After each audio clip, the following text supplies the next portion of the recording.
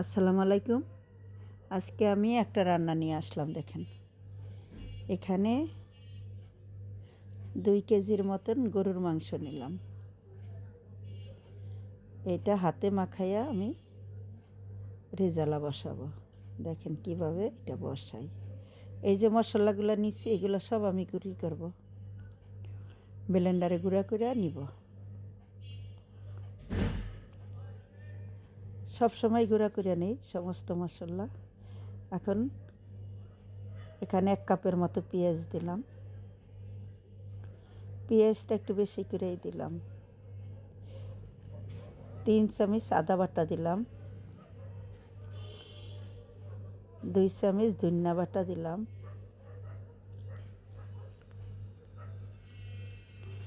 2 চামচ জিরা বাটা দিলাম। 2 কেজি গরুর মাংস তো, এখানে রসুন বাটাও দিয়ে দিলাম 4 চামচের মতন।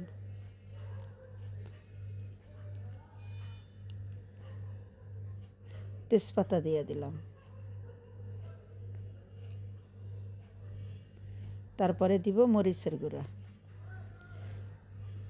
2 চামচ মরিচের গুঁড়া দিলাম।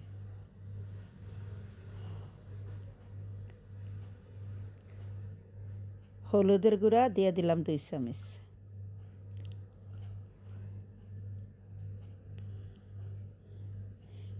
গরম মশলার গুঁড়াটা দিয়ে দিলাম।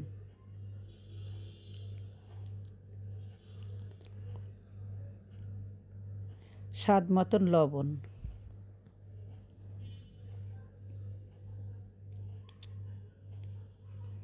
সরষের তেল দিয়ে দিলাম আধা কাপের মতো।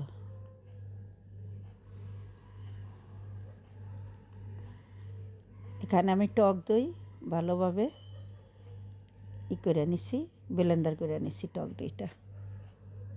এখন হাতে মাখাই আমি ঘন্টাখানে রাইখা দিব।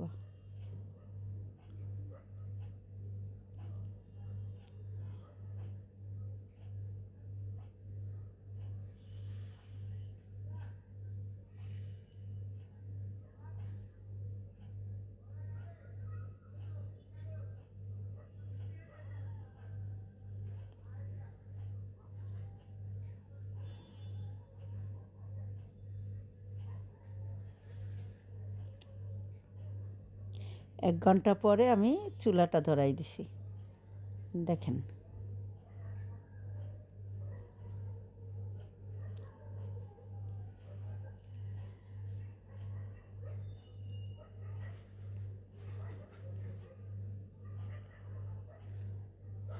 এইভাবে যদি আপনারা গরুর মাংস রান্না করেন বাবুর্চির মতনই লাগবে, কোনো অংশে কম লাগবে না।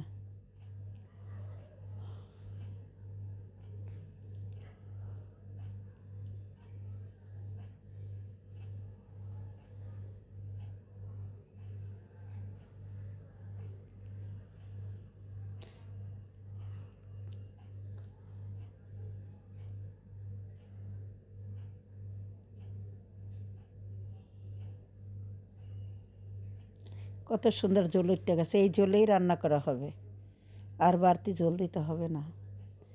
আরও 10 মিনিট পরে আসলাম দেখেন।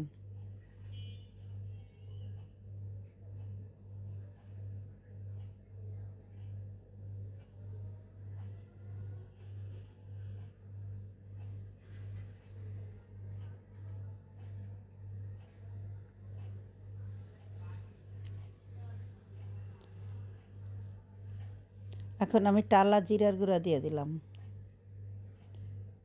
আরও 5 মিনিট আমি এটা ডাইখে রাখবো।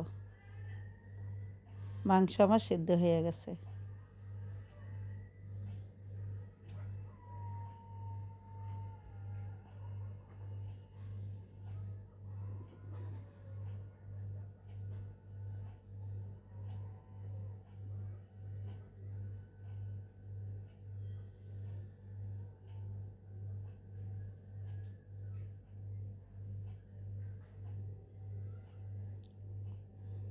পাঁচ মিনিট পরে আসলাম দেখেন কত সুন্দর হয়েছে।